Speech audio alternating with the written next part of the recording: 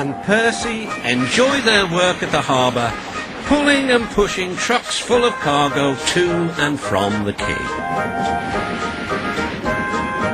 But one morning, the engines were exhausted. The harbour was busier than ever.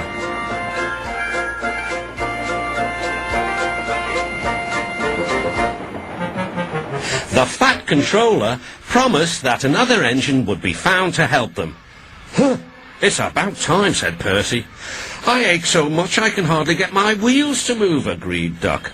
They waited for the engine to arrive. It came as a shock when he did.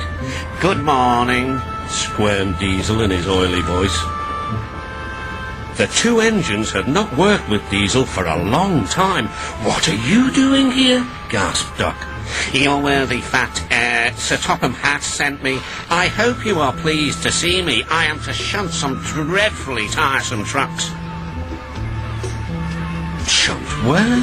said Percy suspiciously. "Where? Why, from here to there," purred Diesel, "and again from there to here. Easy, isn't it?" With that, Diesel, as if to make himself quite clear, bumped some trucks hard. "Woo!" screamed the trucks. "Grrr!" growled Diesel. Percy and Duck were horrified. They did not trust Diesel at all. They refused to work and would not leave their shed. The Fat Controller was enjoying his tea and ice bun when the telephone rang. "So there's trouble in the harbour yard? I'll be there right away." Diesel was working loudly and alone. Cargo lay on the quay. Ships and passengers were delayed.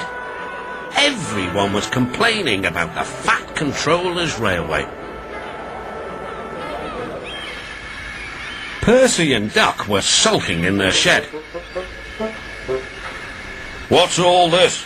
demanded the Fat Controller. We're on strike, sir," said Percy. "Yes," added Duck. "Beg pardon, sir, but we won't work with Diesel, sir." Then, in a quiet, hurt voice, he added, "You said you'd sent him packing, sir."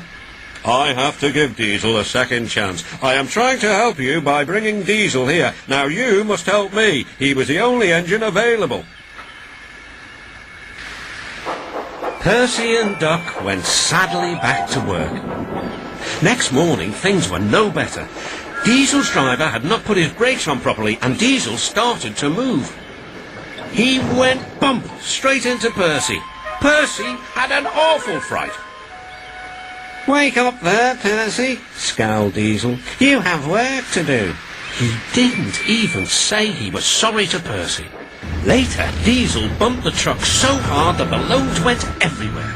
"What will the Fat Controller say?" gasped Percy. "He won't like it," said Duck. "So who's going to tell him, I wonder?" said Diesel. "Two little goody-goody telltales like you, I suppose."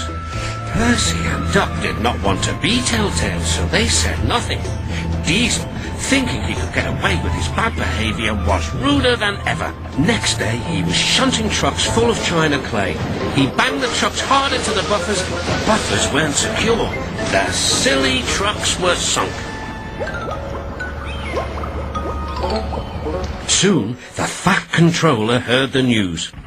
The trucks were hoisted safely from the sea, but the clay was lost. The Fat Controller spoke severely to Diesel.